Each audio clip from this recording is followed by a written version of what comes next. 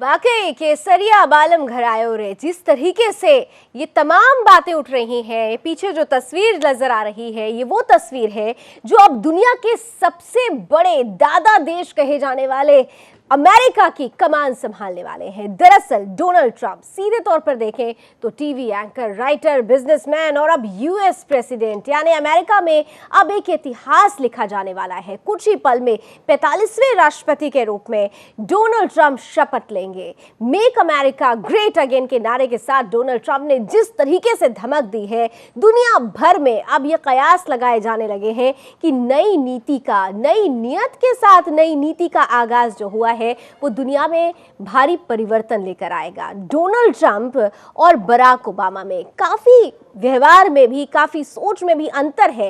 ये अंतर विश्व पटल पर किस तरह से बदलाव लाएगा, हम आज ये भी समझेंगे। कुछ ही पल में हम आपको वो तस्वीरें भी दिखाने की कोशिश करेंगे जो सीधे यूएस से आ रही हैं। पहली बार ऐसा हो रहा है कि किसी यूएस प्रेसिडेंट के शपथ ग्रहण समारोह में इतना ज्यादा भव्य तरीके से खर्च किया गया है। भव्यता के साथ ये शपथ ग्रहण समारोह आयोजित किया जा रहा है। दुनिया ही नहीं बल्कि अमेरिका ही नहीं बल्कि भारत के लोग भी इस शपथ ग्रहण समारोह को लेकर काफी उत्साहित नजर आ रहे हैं। वो तमाम तस्वीरें हम आपके बीच रखने की कोशिश करेंगे। कुछ खास मेहमान भी इस बीच हमारे साथ बने रहेंगे, लेकिन उससे पहले इस रिपोर्ट को देखिए और देखिए कि किस तरीके से डोनाल्ड ट्रंप, एक बिजनेसमैन, आज अमेरिका की कमान संभालने को तैयार है।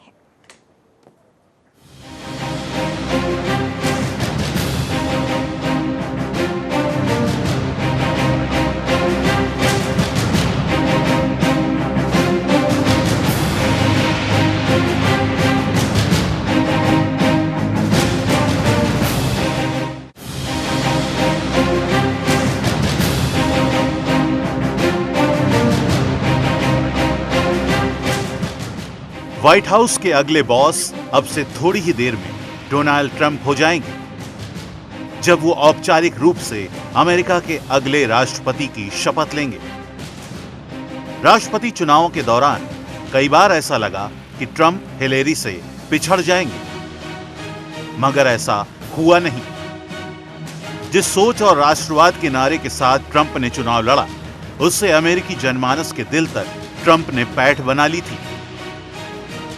डोनाल्ड ट्रंप ने भारतीय प्रधानमंत्री नरेंद्र मोदी की तरह ही विकास, राष्ट्र और आतंकवाद के मुद्दों पर अमेरिकियों का मन टटोला।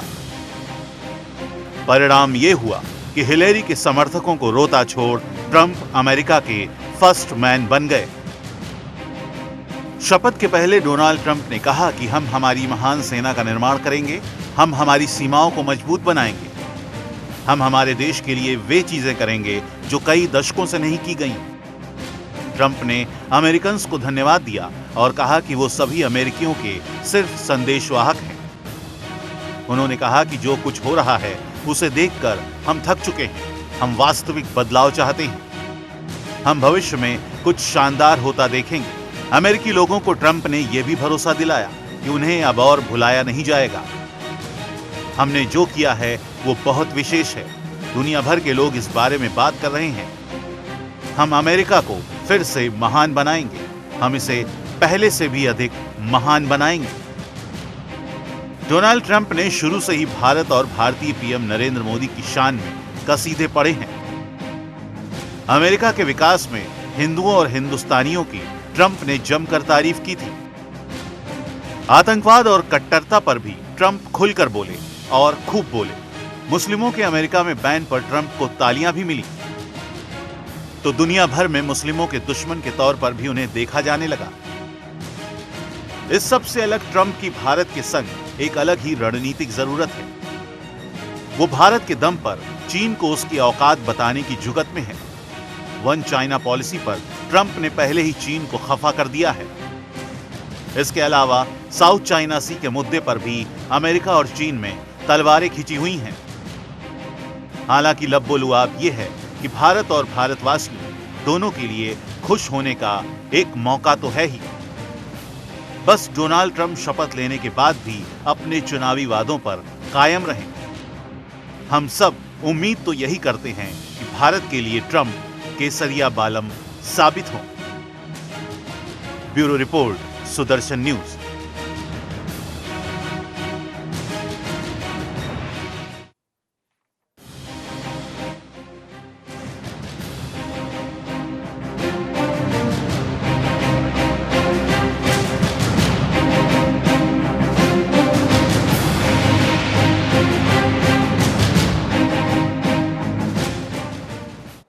तो ट्रंप टावर बनने वाला है पावर सेंटर, और ट्रंप की जब बात हो तो ट्रंप ने खास तौर से जो स्लोगन दिया, मेक अमेरिका ग्रेट अगेन, इस स्लोगन के तहत कौन से तमाम दावे थे, कौन से तमाम वायदे थे जिसके आधार पर अमेरिकियों ने ट्रंप को पसंद किया और आज वो 45वें राष्ट्रपति के रूप में शपथ लेने वाले हैं। हम आपके सामने वो मुद्दे भी रख रहे हैं। भाषणों और वायदों से ट्रंप ने उम्मीद जगाई। जो भाषण, जो आक्रामक उनका रवैया रहा है अपनी स्पीचेस में, उसने अमेरिकियों के दिलों में ट्रंप के लिए जगह बनाई। अमेरिका को फिर से महान बनाने की बात, जैसा कि स्लोगन मैंने आपको बोला भी कि मेक अमेरिका ग्रेट अगेन, लगातार ट्रंप इसी बात को दोहराते रहे। आतंकवाद से छुटकारा दिलाने की बात की। अल्पसंख्यकों, महिलाओं और प्रवासियों के खिलाफ उनके बयान कहीं ना कहीं से अमेरिकियों के दिल तक इसलिए पहुंचे क्योंकि उन्होंने सबसे पहले अमेरिका की बात की, अमेरिकियों की बात की। शपथ ग्रहण के बाद की स्पीच पर अब सबकी नजर होगी कि जो उन्होंने वायदे किए थे, जो दावे किए थे, उसका इम्प्लीमेंटेशन करने के लिए वो कैसा रोड मैप तैयार करेंगे। चुनाव प्रचार के दौरान ट्रंप ने तगड़े भाषण दिए थे, ऐसे ऐसे बयान आए थे जिसकी वजह से उन्हें उनकी आलोचना भी हुई, लेकिन वही आलोचना ट्रंप के लिए तुरुप का इक्का साबित हुई और आज 45वें राष्ट्रपति के रूप में डोनाल्ड ट्रंप शपथ लेने वाले हैं।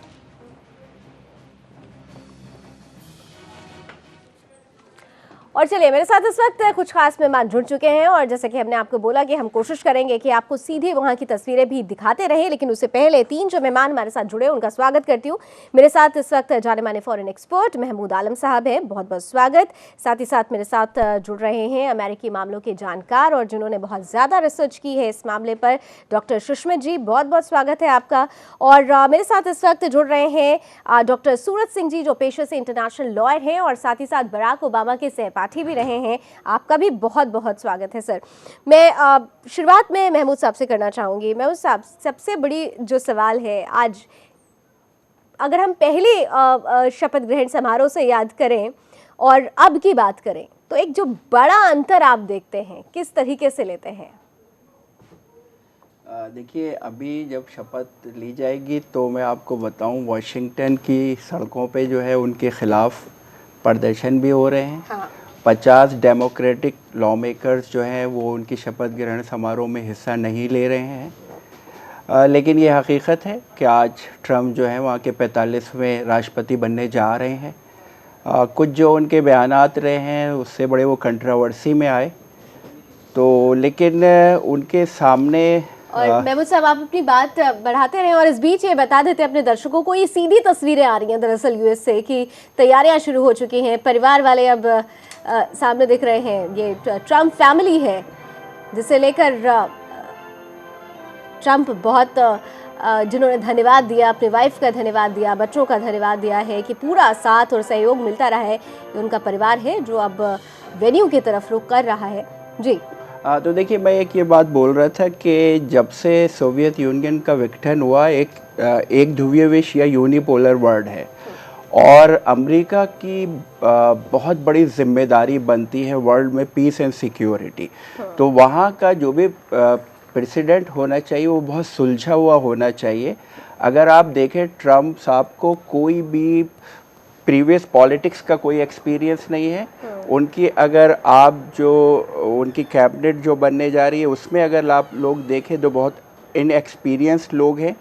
उसके अलावा उनको यूएसए में भी बहुत ज़्यादा चैलेंजेस फेस करने हैं। हाँ, और फिर जैसे जैसे आगे बात बढ़ेगी तो मैं उसमें जिक्र करना चाहूँगा इंडिया के ऊपर उसका क्या असर पड़ने जा रहा है। क्या वो जो ओबामा और मोदी साहब में पार्टनरशिप हुई थी वो आगे चलेगी क्या? आएगी, बिल्कुल। और इकोनॉमी पे हमारी इकोनॉमी सफ़र करेगी? क्योंकि देखिए, ठीक है, उनका हमारे लिए नर्म रवैया है लेकिन जब इकोनॉमिक पॉलिसीज बनती है वो तो उसका निगेटिव इफेक्ट हमारे ऊपर क्या पड़ने जा रहा है, तमाम पहलू होंगे, तो वो बिल्कुल। सारे पहलू पे मैं उसके अलावा उन पहलुओं साउथ पर ईस्ट हम लोग एशिया आगे- में जी हम लोग तमाम पहलुओं पर चर्चा करते रहेंगे महमूद साहब। और मैं दर्शकों को ये भी बता दूं कि हमारे पैनल में हमारे चौथे मेहमान भी जुड़ चुके हैं, जाने माने वरिष्ठ पत्रकार अनिल नरेंद्र जी भी जुड़ चुके हैं। बहुत बहुत स्वागत है अनिल जी आपका भी।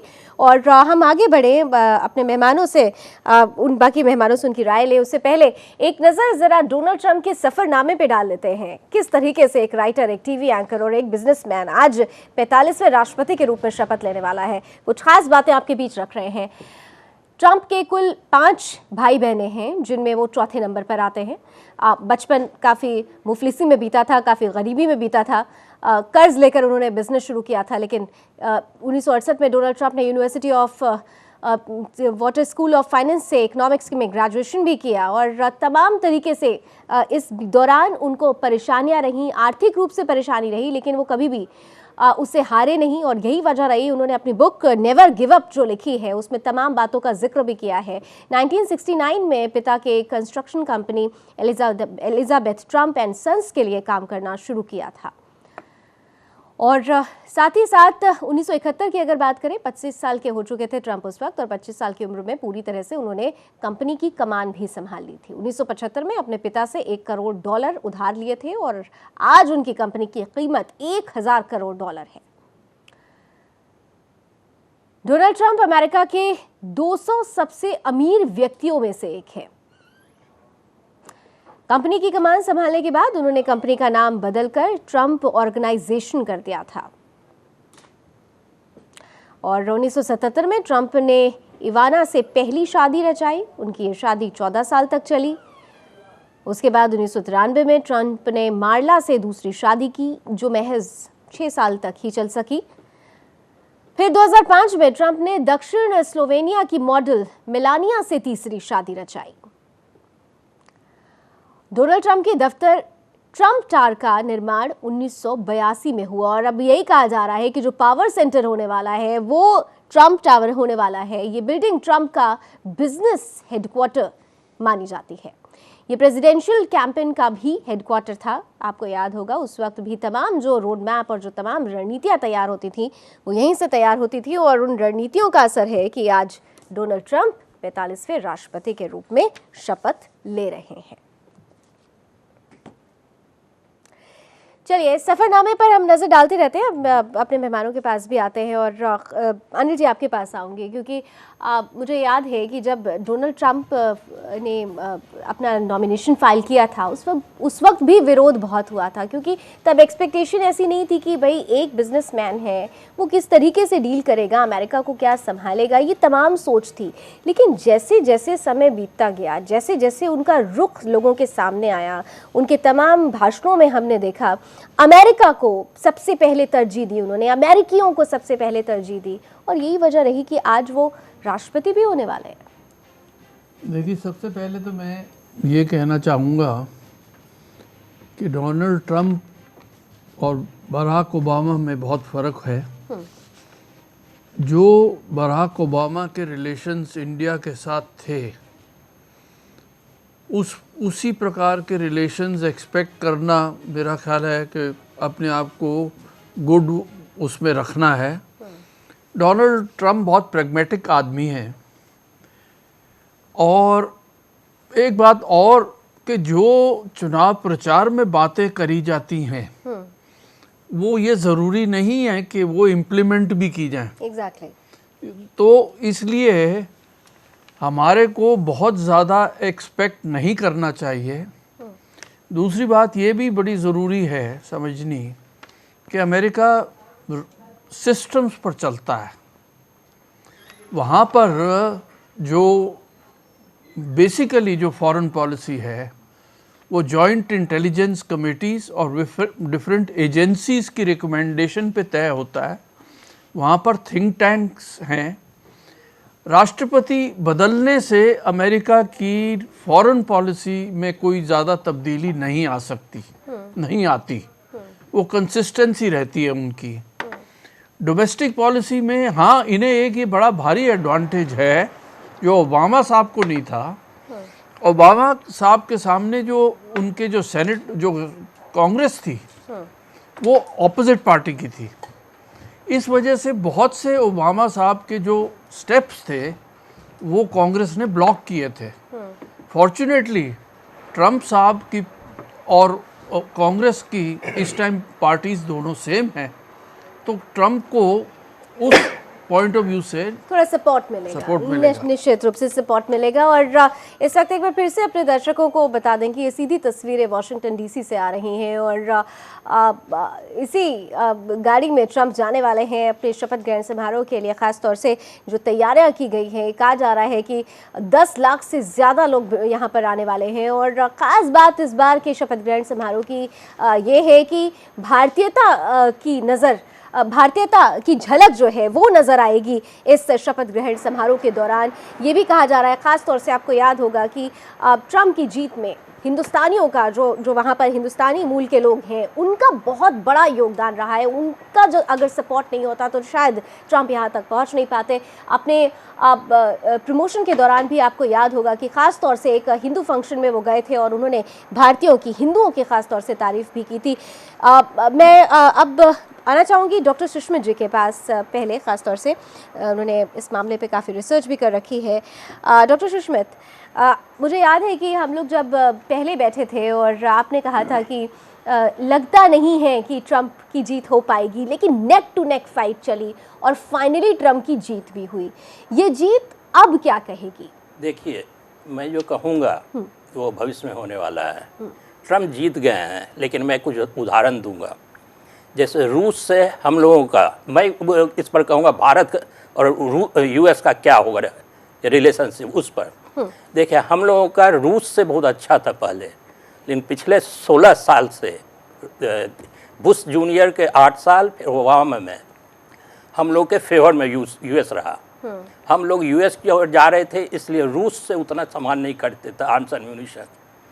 और यूक्रेन में जो है स्पेशली ओबामा एडमिनिस्ट्रेशन क्रिएट किया प्रॉब्लम इकोनॉमी गिराने के लिए रूस को। इसलिए पुतिन जो है रूस के, वो कम्प्लीटली सरेंडर कर दिए चाइना के इसमें। तो अब चाइना और रूस का गठबंधन हो गया है। जैसे अफ़गानिस्तान में जो मीटिंग हुई है अभी, उसमें तालिबान, रसिया और चाइना भाग लिया है और पाकिस्तान, भारत को नहीं बुलाया रूस ने। जबकि अमेरिका कोई कुछ करता है तो वहाँ की सरकार जो रहती है, और यूएस इंडिया का भी उसमें होता है। तो रूस, चाइना, पाकिस्तान, तालिबान। अब दूसरा देखिए कि रूस जो है सीरिया में, क्योंकि S-400 वो मिसाइल लगा दिया, तो यूएस और वेस्टर्न कंट्री कुछ नहीं कर पाया। तो सीरिया में जो भी हुआ रूस अपने किया। लेकिन अब जो है एक मीटिंग होने वाली है, उसमें यूएस को बुलाया है।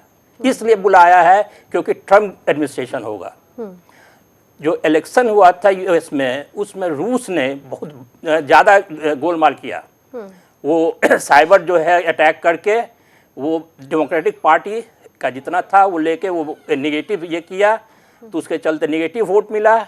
तो अब जब CIA और FBI ने अपना रिपोर्ट दिया कि रूस ऐसा किया है, तो यूएस गवर्नमेंट जो है सैंक्शन लगाई रूस पर।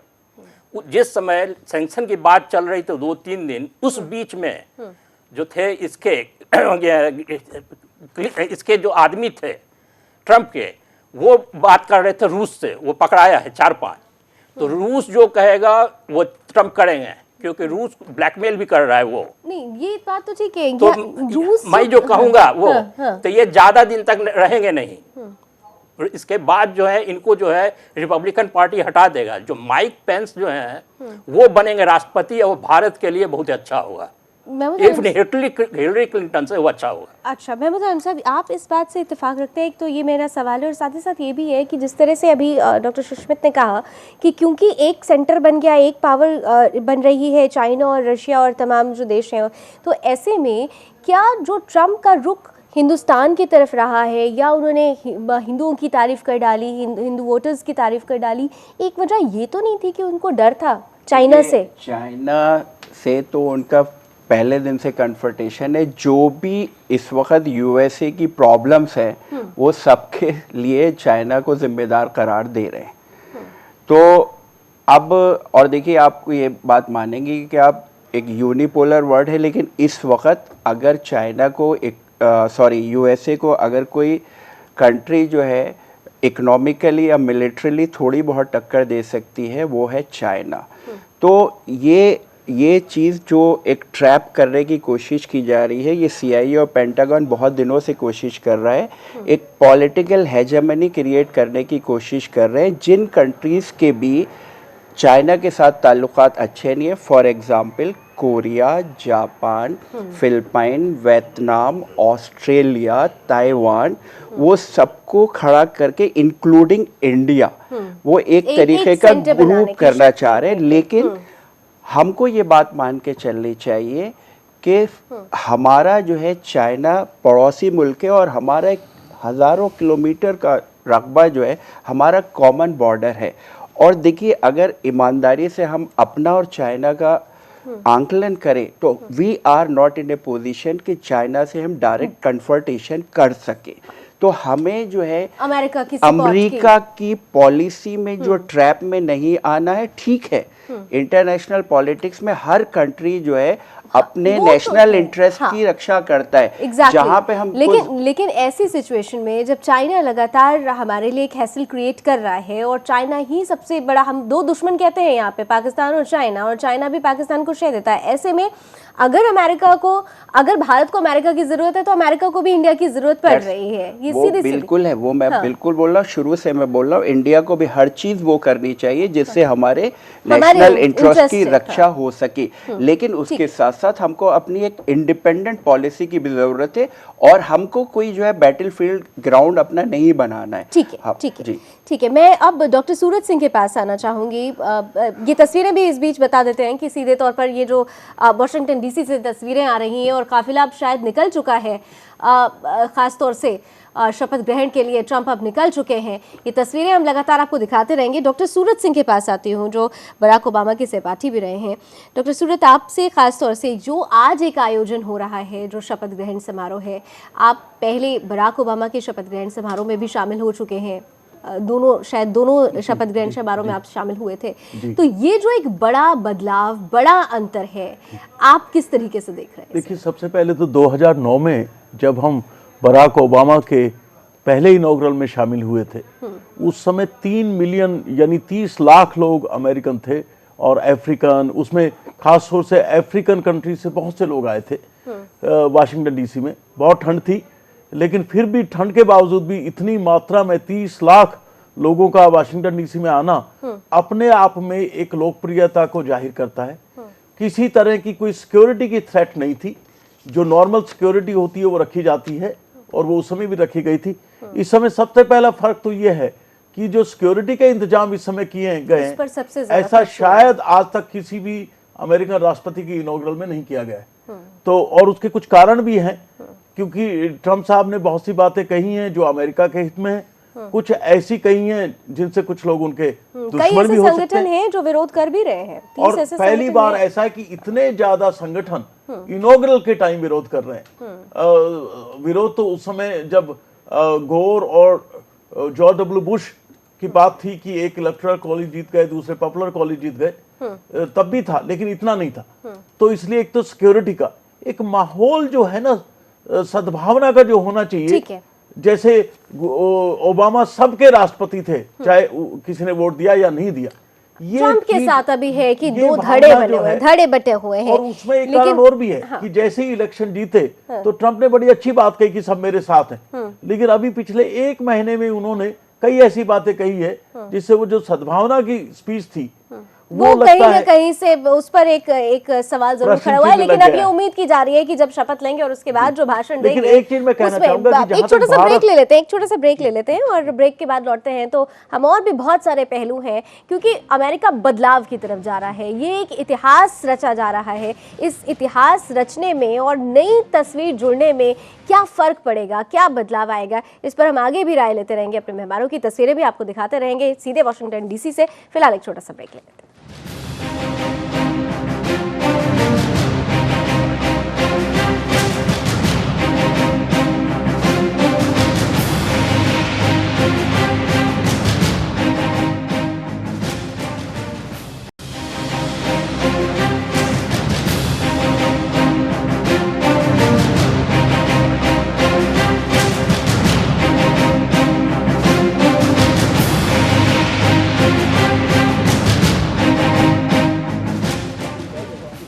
तो डोनाल्ड ट्रंप अभी कुछ ही देर में अमेरिका के 45वें राष्ट्रपति के रूप में शपथ लेने वाले हैं। चीफ जस्टिस उनको शपथ दिलाने वाले हैं और ये कहा जा रहा है कि जो उनकी अब जो स्पीच होगी, जो भाषण होगा, उसमें काफ़ी बदलाव देखने को मिलेगा, क्योंकि पहले जो वादे, जो दावे डोनाल्ड ट्रंप की तरफ से किए गए थे, उनको अब इम्प्लीमेंट करने का रास्ता खोला जाएगा। किस तरीके से एक रोड मैप तैयार होता है? क्या वाकई मेक अमेरिका ग्रेट अगेन के स्लोगन को देने वाले डोनाल्ड ट्रंप अमेरिका को एक बार फिर से ग्रेट बनाने की राह, वो गेट खोल पाएंगे? ये तमाम पहलू है। हम आपको तस्वीरें भी बीच बीच में दिखाते चलते हैं। हमारे साथ 4 मेहमान तो बने हुए हैं। एक बार तस्वीरें भी देखिए कि क्या कुछ वहां पर चल रहा है। ये कैपिटोल की सीढ़ियों पर दरअसल शपथ ग्रहण समारोह होने वाला है और जो काफिला था, शायद काफिला पहुंच भी चुका है। कुछ पल पहले हमने देखा था कि ट्रंप के परिवार के लोग पहले आगे निकले और उसके बाद गाड़ियों का काफिला हमने देखा और कुछ ही पल में ये कहा जा रहा है कि ये तस्वीरें शायद बराक ओबामा की है। पूर्व प्रेसिडेंट बराक ओबामा के साथ ट्रंप नजर आ रहे हैं और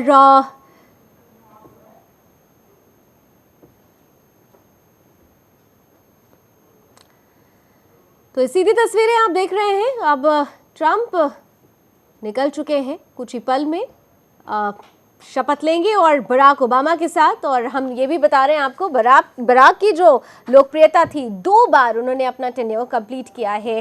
हालांकि आपको याद होगा कि तीसरी बार भी उनसे वंस मोर की एक चाहत थी लोगों के बीच में और कहा जा रहा था, लेकिन संवैधानिक तौर पर ये ऐसा हो नहीं सकता था। यही वजह रही कि हिलेरी को मैदान में उतारा गया। नेक टू नेक फाइट रही, लेकिन ट्रंप ने बाजी मारी। बहुत हद तक कहा जा रहा है कि जो भारतीय मूल के हिंदू हैं, उनका बहुत बड़ा योगदान ट्रंप की जीत में रहा है। और ट्रंप ने जिस तरीके से एक रुख अपनाया था, एक तल्ख रुख अपनाया था आतंकवाद को लेकर, एक वर्ग विशेष को लेकर, वो भी कहीं ना कहीं से ट्रंप की जीत का एक रास्ता जरूर बना। लेकिन अब उस जीत के बाद जब फाइनल ताजपोशी हो जाएगी, तब क्या बदलाव विश्व पटल पर, क्या बदलाव अमेरिका में, ये तमाम पहलू हैं जिसे हम समझने की कोशिश कर रहे हैं अपने मेहमानों के साथ।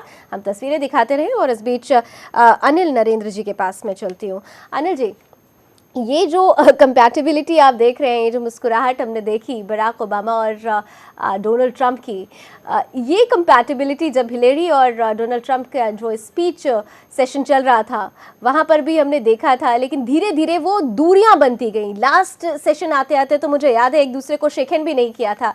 लेकिन अब क्या, आज तो ये भी है कि 60 जो डेमोक्रेटिक सांसद हैं उन्होंने बॉयकॉट कर दिया है, बावजूद इसके बराक बराबर से खड़े हुए हैं। किस तरह से लेते हैं? आप क्या समझती हैं लावनी जी कि पॉलिटिक्स सिर्फ इंडिया में ही होता है, अमेरिका में नहीं? देखिए, मैं एक बुनियादी बात कहना चाहता हूँ। डोनाल्ड ट्रंप एक व्यापारी है, ठीक है, रियल एस्टेट का जायंट है। इंडिया को डोनाल्ड ट्रंप से ज़्यादा चिंता 2 वजहों से नहीं करनी चाहिए। नंबर 1 कि एक इंडिया की मिडिल क्लास मार्केट को कोई भी अमेरिकन प्रेसिडेंट या कोई भी अमेरिकन इकोनॉमिस्ट इग्नोर नहीं कर सकता आज की तारीख में। दूसरी वजह यह है कि जो इंडियन लॉबी, जैसे आपने पहले कहा था, वो अब इतनी स्ट्रांग हो गई है यूनाइटेड स्टेट्स में कि इंडियन इंटरेस्ट को टोटली इग्नोर करना बहुत मुश्किल है किसी के लिए भी। तीसरी बात यह है कि शुक्र करना चाहिए और याद करना चाहिए श्री पीवी नरसिम्हा राव, सिद्धार्थ शंकर रे उस टाइम एम्बेसडर थे, उन्होंने एक अमेरिकन में इंडियन लॉबी बनानी शुरू करी थी।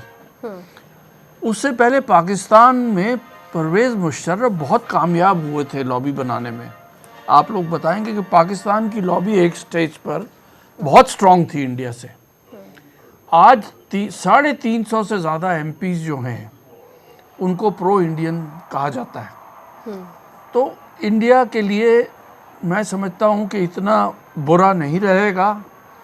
बाकी अब देखिए प्रत्यक्ष को प्रमाण क्या, जैसे शपथ ग्रहण होती है आगे बातें बढ़ती हैं। लाभजी जी तो देखते हैं क्या होता है। महमूद आलम साहब, अब ख़ास तौर से क्योंकि अब ट्रंप शपथ लेने वाले हैं, बराक ओबामा और ट्रंप में सबसे जो बड़ा अंतर हमने देखा कि बराक ओबामा लगातार आतंकवाद की बात करते रहे, लेकिन इस्लामिक आतंकवाद जैसे शब्दों से वो गुरेज करते रहे। लेकिन हमने ट्रंप को देखा तो वर्ग विशेष पर बैन लगाने की बात कह डाली उन्होंने, आतंकवाद को लेकर जो अपना रुख अपनाया। क्या आपको लगता है कि ये जो एक अंतर है, जो सोच का कहेंगे, सिर्फ अभी जो जुबानी अंतर आया है, उसका असर कहीं ना कहीं से भारत और पाकिस्तान के जो संबंध हैं उस पर भी देखने को मिलेगा?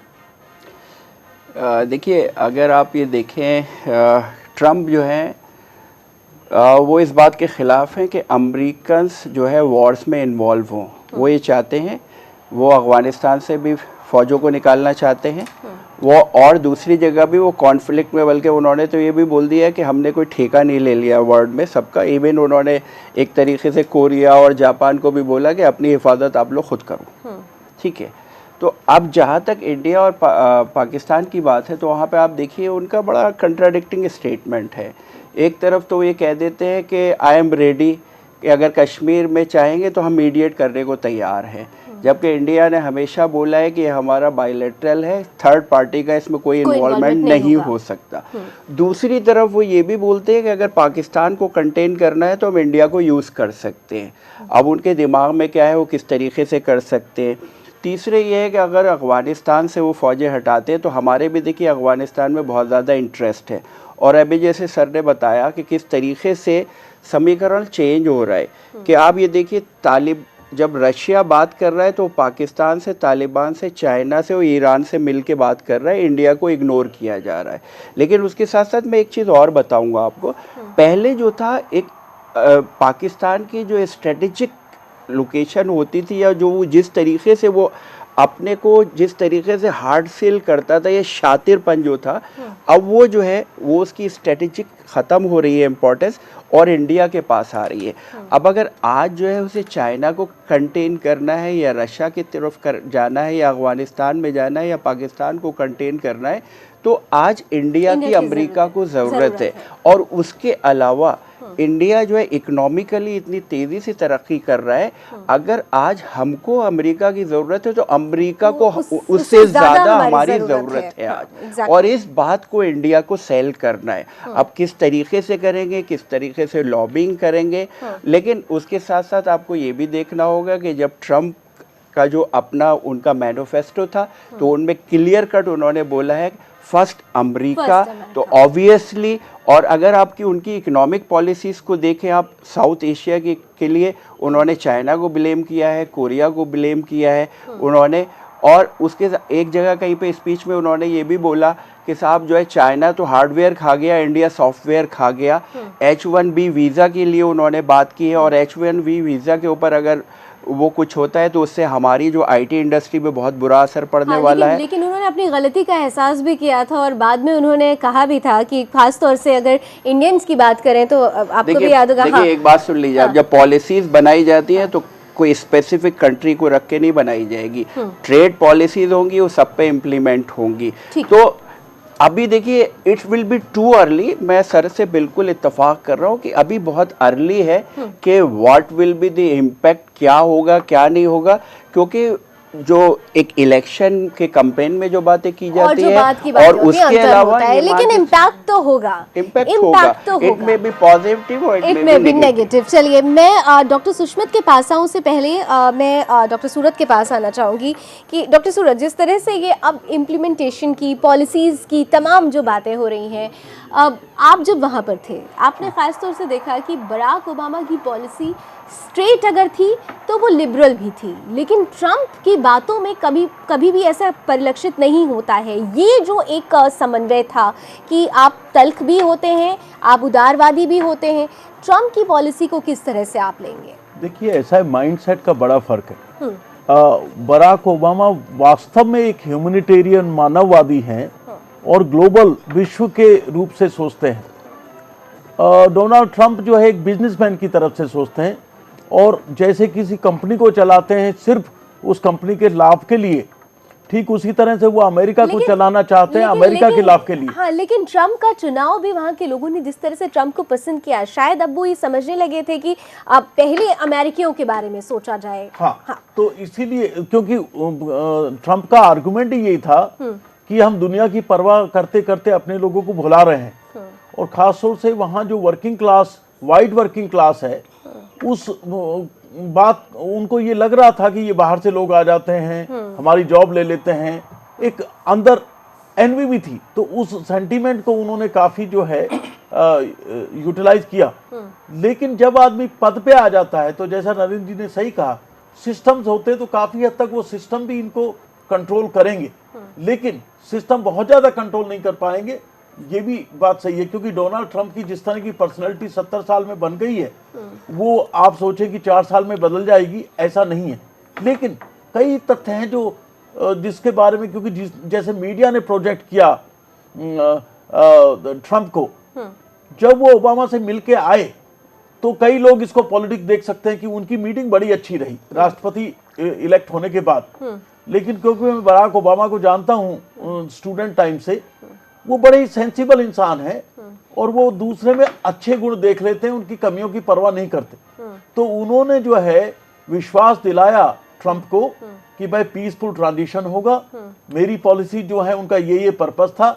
और पहली बार ट्रंप ने आके कहा कि हाँ, ओबामा केयर जिसको वो हटाने की बात कर रहा था कि उसमें हम कुछ चेंज करेंगे, लेकिन कई चीज नहीं लेकिन यहाँ पर आपने जैसे कहा कि बराक देख लेते हैं, बराक ओबामा लोगों की क्वालिटी देख लेते हैं, यहाँ पर एक सवाल उठेगा। मैं सुषमा जी आती हूँ आपके पास, अनिल जी से इसका जवाब लेना चाहूंगी कि ये जो उन्होंने क्वालिटी देखी, बराक ओबामा ने जो लास्ट प्रेस कॉन्फ्रेंस की और कहा कि हिंदू ताकत अब नजर आ रही है और कोई हिंदू प्रेसिडेंट भी हो सकता है आने वाले समय में, ये ताकत ट्रंप को पहले दिखाई दे गई, बराक को लास्ट टाइम पे दिखाई दी, ये जो अंतर था कैसे लेना अनिल जी? देखिए, मैं यहाँ पर आपसे थोड़ा सा डिसएग्री करूँगा। बराक ओबामा के कहने, कथनी और करनी में फ़र्क रहा है।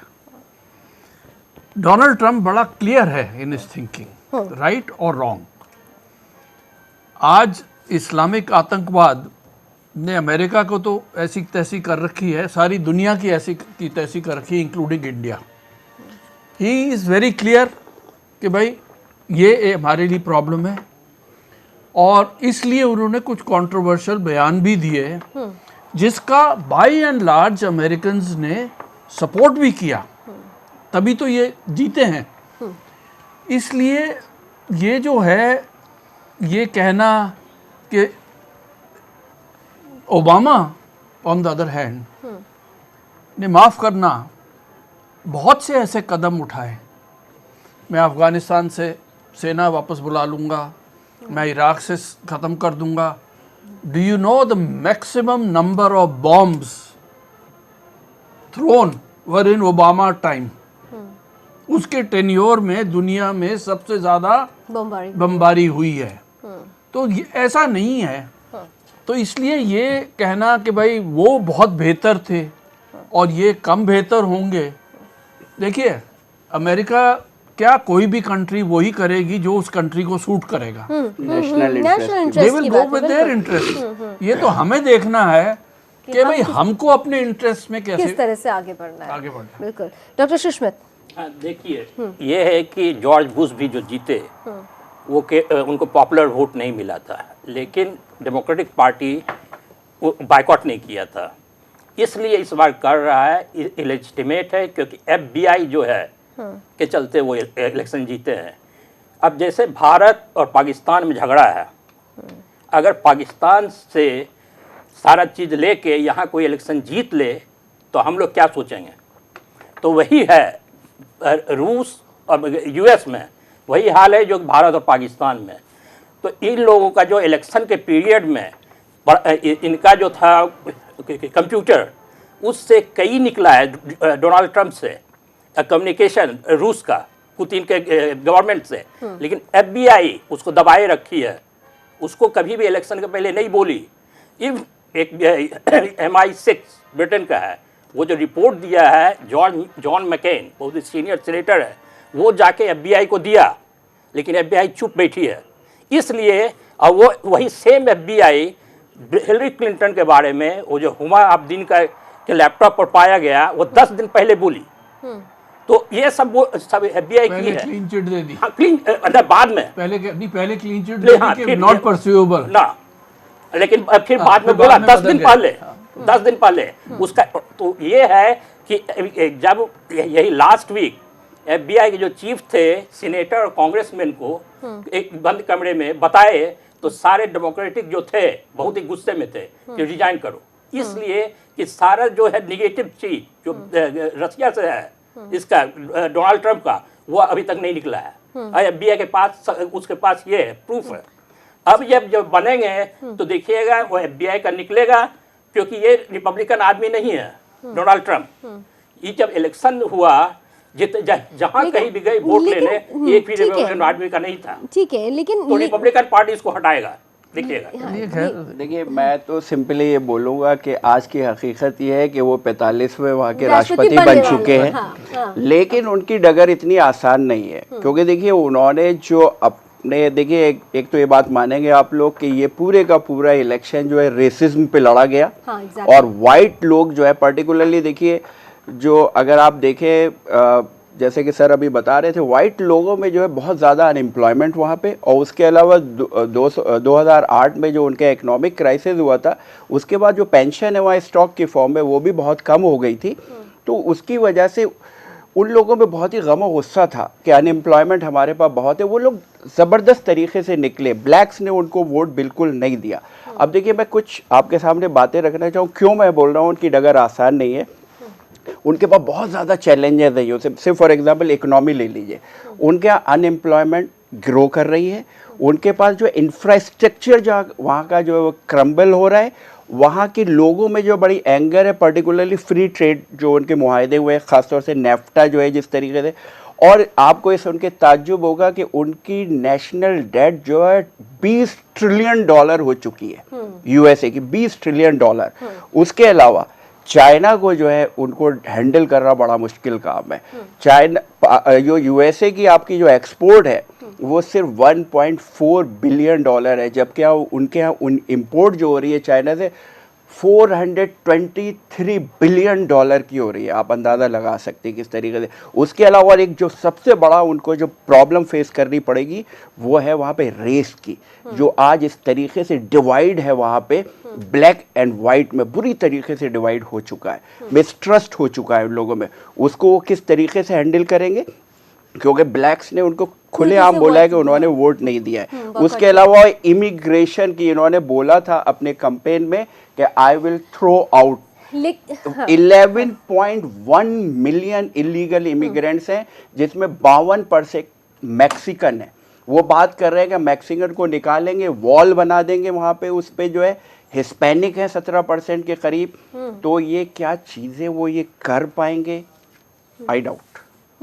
एक बहुत महत्वपूर्ण बात, मैं दरअसल जो हिंदुस्तान की जो जनता जुड़ी हुई है वो हिंदुस्तान से जुड़ी हुई पहलुओं पर ज़्यादा समझने और जानने की कोशिश कर रही है। बहुत सारे सवाल लगातार आ रहे हैं। मेरे कुछ खास सहयोगी हैं, वो भी ये खास तौर से सवाल जानना चाह रहे हैं। महमूद साहब, एक सवाल बहुत देर से आ रहा है। बताइए, ये कहा जा रहा है कि चीन और अमेरिका की टसल अगर होती है, हम सीधे देख रहे हैं, तो ये जो फांस होगी वो क्या भारत के लिए गले की हड्डी होगी? और अगर ऐसा होगा तो क्या भारत उस पूरे पशुपेश से निकलने के उसमें देखिए, अगर अमेरिका और चीन में टसल होती है, it's not good for world trade, और हमारे खित्ते के लिए, हमारे रीजन के लिए भी कोई बहुत अच्छी बात नहीं होगी। क्योंकि देखिए, लड़ाई झगड़े से कुछ हासिल नहीं होगा।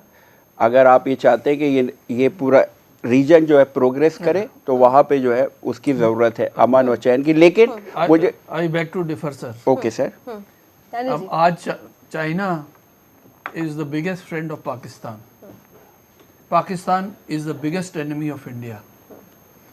अगर रशिया और अमेरिका की फ्रेंडशिप होती है तो China and Pakistan both can be kept in check, according to me. लेकिन जैसा कि अभी सुषमा जी ने कहा था कि रशिया तो चाइना और पाकिस्तान को लेकर एक ग्रुप तैयार कर रहा है। देखिए, एक कॉन्फ्रेंस से आप डिसाइड नहीं कर सकते। एक चीज जो अंदर की हम बताएं, क्यों ओबामा ने अपने पहले इनॉग्रल में, जब मैं वहां था, तो पाकिस्तान को अपना स्टूवर्ट एलाई बताया, यानी हमारा सबसे महत्वपूर्ण साथी। तो मैंने वहाँ अमेरिकन से पूछा, यार डेमोक्रेसी हमारे यहाँ है, डेमोक्रेसी आपके यहाँ है, और आप चाइना पाकिस्तान का अपना सबसे बढ़िया मित्र बना रहे हैं। तो एक प्रोफेसर ने कहा कि you know India is not reliable ally. Pakistan को हम खरीद सकते हैं किसी वक्त। पाकिस्तान में पैसा फेंको तमाशा देखो, बड़ा सिंपल है। इंडिया कभी तो मॉरल बन जाता है, कभी नैतिक आधार ले लेता है, कभी पैसे की बात करता है, तो इनकॉन्सिस्टेंट बात रहती है। और एक बात और थी, उस समय अमेरिका के पास इस एरिया में अपना हवाई अड्डा बनाने के लिए पाकिस्तान के अलावा कोई जगह थी नहीं। अब जब ये ड्रोन सिस्टम और दूसरे ज्यादा प्रिसाइज होने लगे हैं, तो इतने बड़े हवाई अड्डे की जरूरत नहीं है। तो पाकिस्तान का जो स्ट्रेटेजिक रोल है वो कम हो गया है और कम हो जाएगा। और एक बात मैं कहूंगा जो बार बार लोगों के, कि जो ओबामा से जितने अच्छे संबंध थे, क्या डोनाल्ड ट्रंप के साथ भारत के रहेंगे कि नहीं। भारत आज, जैसा कि मोहम्मद साहब ने बिल्कुल कहा, इतनी, महमूद साहब ने, कि इतनी बड़ी पावर अब भारत बन चुका है आर्थिक रूप से, ब्रेन पावर के रूप में, सॉफ्टवेयर सारा, कि उसको कोई भी राष्ट्रपति इग्नोर नहीं कर सकता। तो इसलिए अमेरिका के हित में होगा कि वो भारत को सही ढंग से डील करे। डॉक्टर सुष्मित भी इस पर पूरा देना चाह रहे हैं। मैंने किताब लिखी है इंटरनेशनल अफेयर्स ग्लोबल इकोनॉमी पे ही। अभी जो हाल है, रूस और चाइना कभी नहीं होगा। रूस जो है यूएस का फ्रेंड तब तक रहेगा जबकि ट्रंप है, क्योंकि पूरी वहाँ जो जनता है, या मैं दोनों पार्टी है, डेमोक्रेटिक और रिपब्लिकन, हर एक वहाँ मेंबर जो है कांग्रेस और सीनेट के, वो रूस के अगेंस्ट में है। डोनाल्ड ट्रंप फेवर में है, वो एक दूसरा कारण है। वो आया है, FBI के पास रिपोर्ट है, ब्लैकमेल कर रहा है। इसलिए डोनाल्ड ट्रंप जहां हटे, 4 साल बाद हटे, 1 साल में यूएस जो है रूस होगा। यूएस को इंडिया चाहिए, यूएस रूस एक नहीं हो सकता है। यूएस को इंडिया चाहिए। अगर डोनाल्ड ट्रंप इंडिया का सपोर्ट नहीं लेता है तो यूएस के लिए खराबी है, क्योंकि यूएस नहीं, तो ट्रम्प तो क्लियर कर चुके हैं। अब वो लेकिन इंडिया यहाँ के पे सपोर्ट मैं के एक बिना। क्वेश्चन ये रेस करूंगा, can we risk becoming an ally of USA by annoying Russia?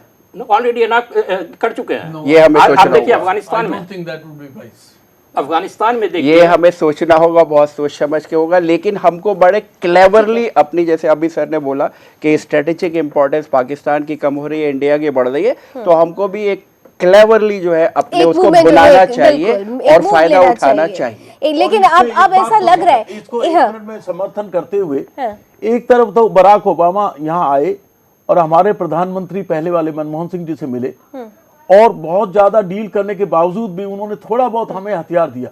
उससे अगले वीक पुतिन ने बिना मांगे उससे कई गुना भारत को दे दिया। तो देखिए, मैं तो रूस जो है भारत का मैं तो इस बात को मानता हूँ, फ्रेंड रहा है। सर ये मैं इस बात को मानता हूँ। एक छोटा सा ब्रेक ले लेते हैं। ये बहुत महत्वपूर्ण बातें यहाँ हमारे बीच हो रही है।